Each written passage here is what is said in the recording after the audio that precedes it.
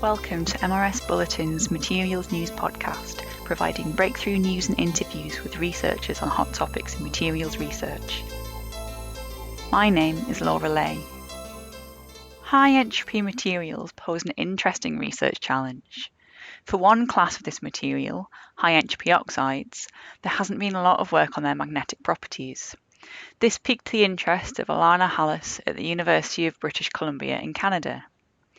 In this relatively new field, it's important to start by clarifying what a high-entropy oxide is.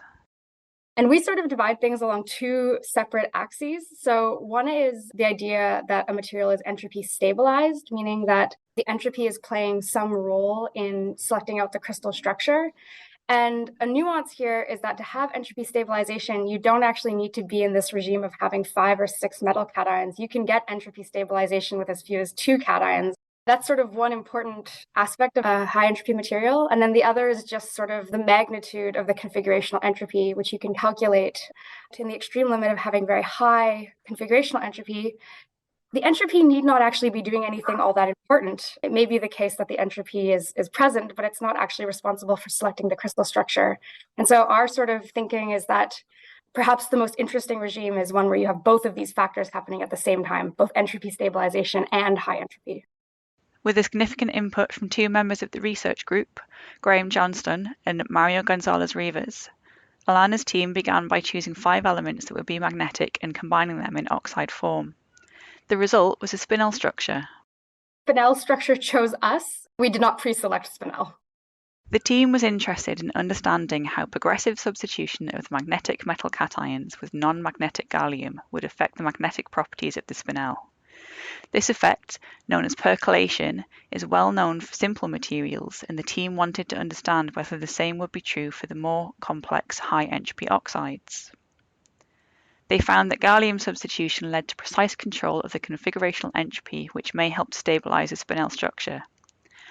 X-ray absorption spectroscopy at the Canadian Light Source was immensely helpful in determining the behavior of individual elements as a result of the gallium substitution. Manganese, cobalt, and iron were all redistributed throughout the structure, whereas nickel and chromium were unaffected. I think this is going to be one of the most powerful tools for studying high-entropy materials. Gallium substitution also led to the ability to tune the magnetic properties of the material in some unexpected ways, which are explained by what the team has dubbed this entropy engineering. One behavior that we expect, which is that the magnetic ordering is suppressed in temperature, but the unexpected behavior is that the size of the saturated moment and the magnitude of the coercivity, they both vary completely non-linearly with gallium concentration. And this is exciting because it implies that there's this high degree of tunability in the magnetic properties of these materials. What's exciting about magnetism and tunability in these high entropy materials is that we have a lot of chemical knobs to tune to optimize the property of the material.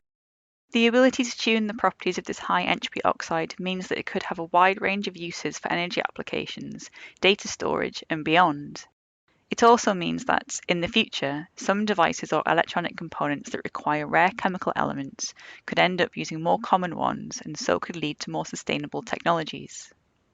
This work was published in a recent issue of the Journal of the American Chemical Society. My name is Laura Lay from the Materials Research Society.